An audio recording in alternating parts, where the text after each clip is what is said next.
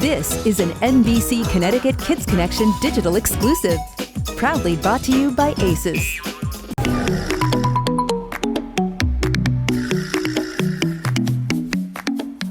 Hi everybody, I'm First Alert Meteorologist Bob Maxon. Have you ever looked up at the sky and the trees and realized how many different species of birds there are? It's truly amazing. They come in every size, shape, and color. You know, here at home, we love to feed the birds all winter long and sit inside and watch them. But during the summer, we come outside and listen to their beautiful songs. But did you know that there are some birds that are also masterful hunters? Let's head to the Audubon Center in SHARON to find out more about the birds of prey. You may be wondering, what is a bird of prey? And that's a great question. Birds of prey are carnivores, meaning they're animals that eat meat or other animals. Birds of prey include hawks, owls, eagles, and vultures, and all of them live right here in Connecticut. I found that there were about 30 different species of birds of prey that have been recorded in the state. Wendy Miller is the Educational Program Manager at the SHARON Audubon Center and an expert on birds. Her team helps rehabilitate birds of prey just like this turkey vulture. We have lots of volunteers in the summertime who help feed baby birds who just need to be fed every 15 minutes for a long time during the day. Our biggest hope is that we can help it to get better so that we can release it again back into the wild. Birds of prey are incredibly important to our ecosystem because they keep things in balance. Without birds of prey, smaller creatures like mice, squirrels, and rabbits would be everywhere.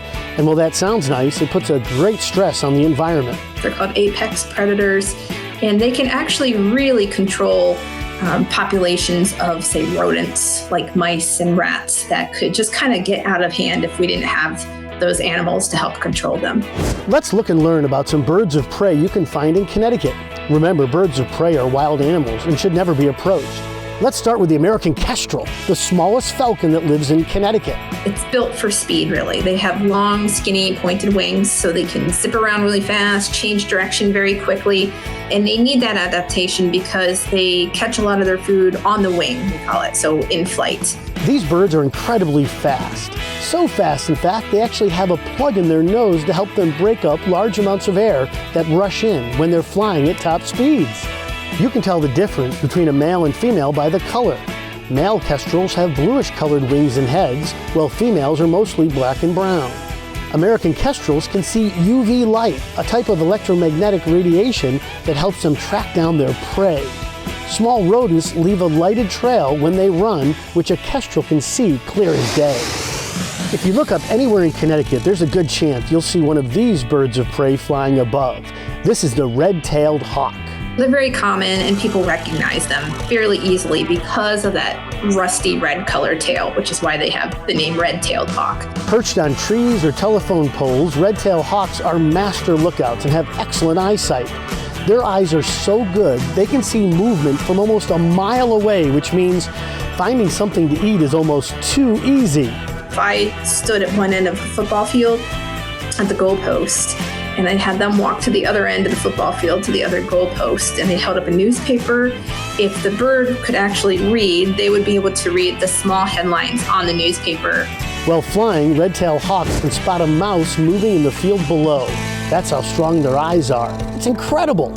Red-tailed hawks get their name from the bright red tail feathers that many of us see when they're flying.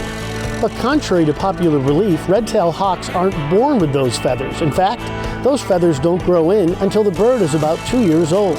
You can really see that rusty red color when the bird is soaring and they just turn just right and the sun kind of reflects on that red color. You can really see it. One of the most misunderstood birds of prey, the turkey vulture, is truly an interesting creature. The turkey vultures, I love to work with them too. They're I say they're all one of my favorites, but I really do because they get a bad reputation. These massive birds are scavengers, which means they'll take a meal wherever they can get it. And oftentimes, that means roadkill. Turkey vultures are critically important to our ecosystem. They clean up messes and help keep diseases under control. They're one of the only birds of prey with a true sense of smell, and that's often how they locate their food. The more potent the smell, the more appetizing it is for the turkey vulture. Turkey vultures have a very distinct look. Black feathers cover nearly every inch of their body. That is, except for their head, which is red and featherless. The lack of feathers help the bird stay clean when it's eating. Turkey vultures are big birds, and although they don't have sharp talons like hawks and kestrels, they have another interesting way of defending themselves, by vomiting. They don't have the strong, sharp talons that the other birds of prey have, so they'll vomit as their defense, and it will usually scare away whatever is bothering it. We saved the best for last, and our final bird of prey is by far the best hunter on the list, the great horned owl. Great horned owls get their name from their feather tufts on their head, which allow them to communicate with other owls and helps keep them camouflaged. These birds are incredible hunters, and it's their combination of sight and hearing that makes them such masters of the sky. These birds have very soft and quiet feathers, which allow them to swoop in on their prey without being heard. If I had a great horned owl on my hand and I asked you to close your eyes and I flew the owl over your head, you would not be able to hear it. You wouldn't know that he flew over your head. Owls have massive eyes which help them see at night. The light from the moon and stars is enough to illuminate their world. But believe it or not, owls aren't just active at night, and it's not unusual to hear owls during the daytime. Across Connecticut, birds of prey are everywhere. Maybe next time you're out and about, you might look up and see one. If you want to learn more about them, why don't you go see our friend Wendy Miller at the SHARON Audubon Center. You can get up close and personal with the birds of prey. You can also learn about maple sugaring and even go on a guided nature hike.